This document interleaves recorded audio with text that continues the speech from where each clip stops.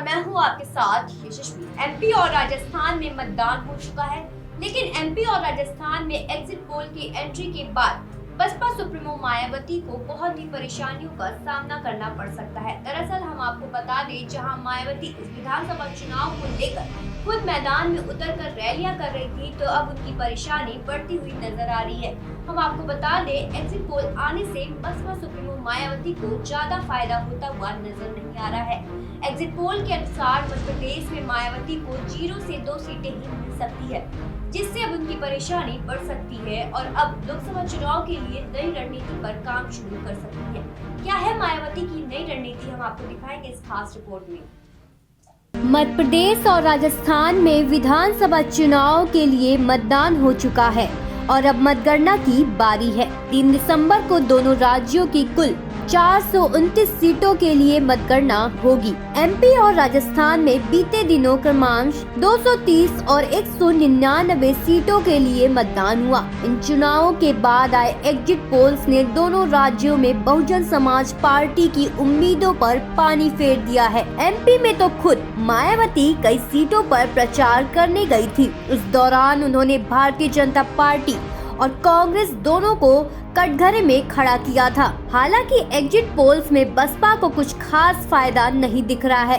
MP और राजस्थान दोनों राज्यों में पूरे दमखम के साथ चुनाव लड़ने वाली बसपा के बारे में अनुमान लगाया जा रहा है कि मध्य प्रदेश में उसे 0 से 2 सीटें मिल सकती है। अगर एग्जिट पोल के अनुमान परिणामों में तब्दील हुए तो इन राज्यों में मायावती को लोकसभा चुनाव के लिए नई रणनीति पर काम करना पड़ेगा। एग्जिट पोल के अनुसार 230 सदस्यीय मध्य प्रदेश विधानसभा में 62 सीमांत सीटें सरकार गठन के लिए महत्वपूर्ण हो सकती हैं। राज्य के 230 विधानसभा क्षेत्रों में से 62 सीमांत सीटें हैं, जहां सत्ता समर्थक और सत्ता विरोधी कारक 2 संभावनाओं को जन्म देते हैं। यदि सभी सीमांत सीटें सत्ता विरोधी हो जाती है तो कांग्रेस को 153 से 165 सीटें, भाजपा को 60 से 72 सीटें, बसपा को 0 से 4 सीटें मिलने की संभावना है, जबकि अन्य को 0 से 5 सीटें जीतने का अनुमान है। मायावती ने